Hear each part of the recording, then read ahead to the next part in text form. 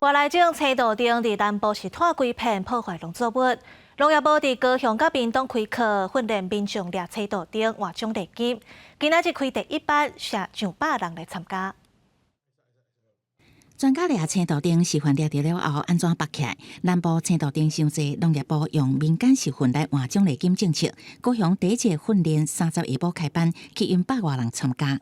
额外胜算外快了，找时间打发，因为我想说从事一下不同行业。现在绿鬣蜥比较泛滥啊，因为我们家自己也有农作物，所以也是会担心。无共行业民众踊跃参与，有10多年拿宝经验的专家讲解指导，安怎找青豆丁以及猎的技巧甲装备，避免误伤民众也是家己。2个工具，第一个是钓竿套绳，第二个呢是蛇夹，一个比较安全的。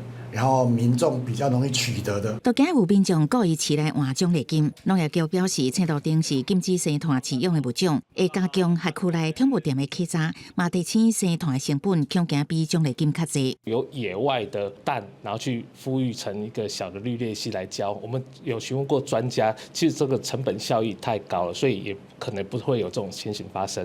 完成训练的民众会当领证合法掠青豆丁，奖励金依照大小计算，为喙到尻川孔较无30公分奖励金100块，30公分以上的青豆丁奖励金250块。那高雄、屏东同款第30开班，150个名额报名迄天5分钟就满额。